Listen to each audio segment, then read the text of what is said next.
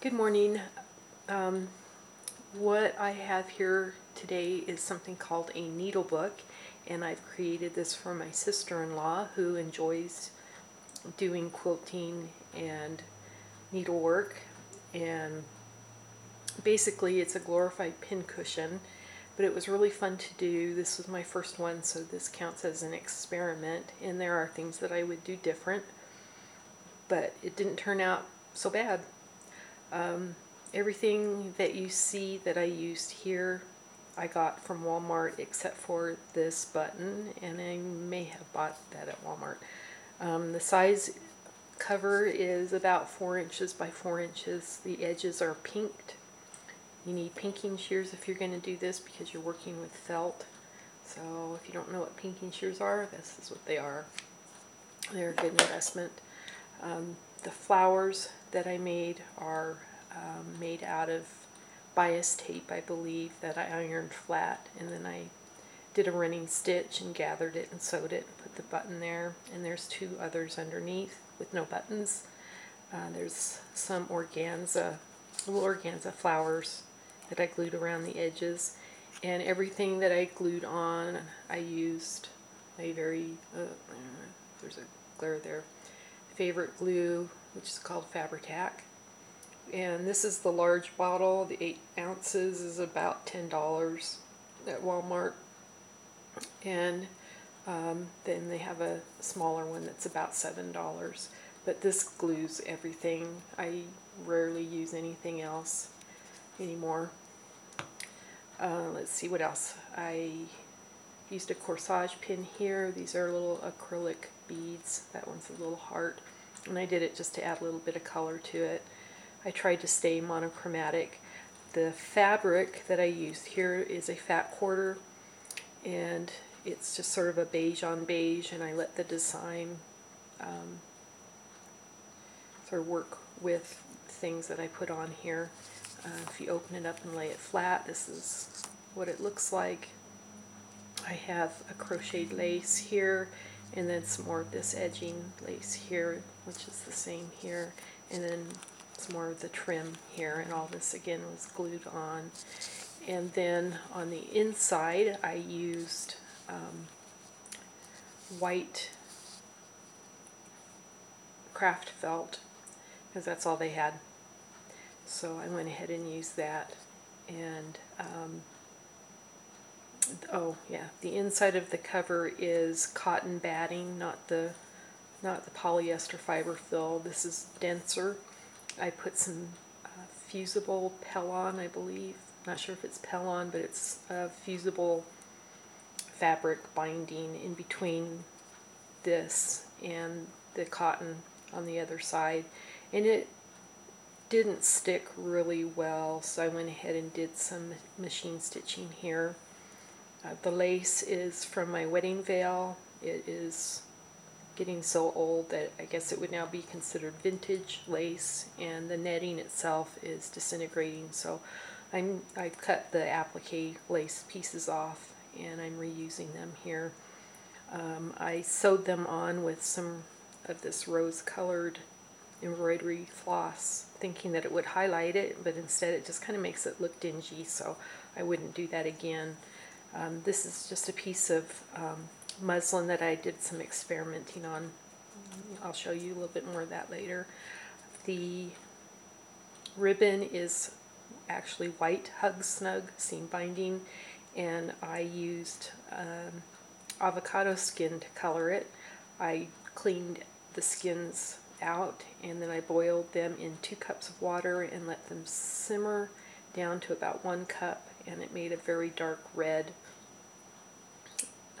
pigment dye, and water-based, obviously. That's all I used was water, and it made a real pretty sort of tattered rose color. I let it sit in the dye for probably 30 minutes, and then I sprayed it with some sizing, and then I dried it with my heat gun, and this is what I got. Here's some more of the crochet lace. I added a little bit of embroidery floss that I used here and here, and then a little bobbin well, I guess I can do it this way. A little bobbin of just some thread for there. I used some of this embroidery floss here to edge. Did some embroidery down here just to give a little bit of color. This page here is where the needles are. I've got quilting, embroidery, sharps, in betweens, and this is hand embroidery. And I use the selvage edge of the muslin to do the embroidery on. Next time I would just use some fabric pins or something instead, and it would be easier and smaller. The writing would be smaller, but again, this was an experiment. The selvage edges had kind of the fluffy fringe on it, and to get it to look similar, I used one of these emery boards, and I just held the fabric in my hand and fluffed it up, and you can see some of the little pieces of fabric on there still. But I didn't do it when it was in the book because that would rip up the felt. It's not meant for that. It's, you know, it's not woven, it's just whatever. But anyway, another thing that I would do different for my next one is that I would sew two pieces together like this, so that when you put a pin through, the way I put the pins through here, they wouldn't show through on the other side. So that would be hidden. So it would make it a little bit thicker, but that's okay. I had some extra felt left over. I think this was just off of one piece of craft felt. And so I put this in the center, and these are the straight pins. And again, I did some embroidery on the edge, safety pins, waxed thread, and some more embroidery.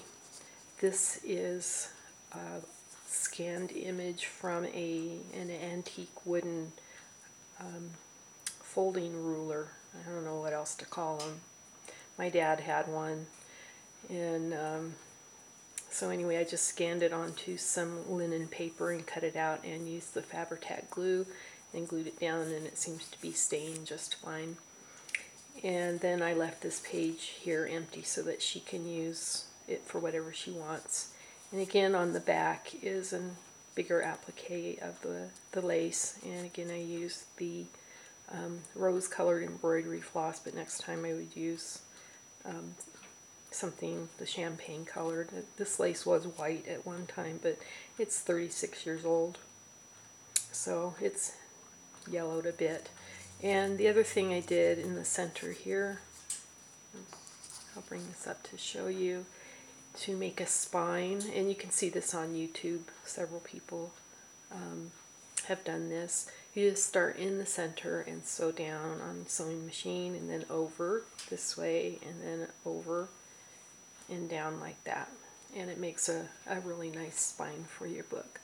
So that is my very first needlebook, and I made it for my sister-in-law Donna, and I hope she enjoys it. I enjoyed making it. It was fun. It didn't take very long to do it at all, and I plan on making some more for family members. And if you have any questions, just leave them in the comments below, and I will try to figure out how to answer them. I'm not a big YouTube user, so I really don't know how to do anything other than upload the videos and watch videos, but I'll get it figured out eventually. So I appreciate you watching. Have a good day. Thanks. Bye.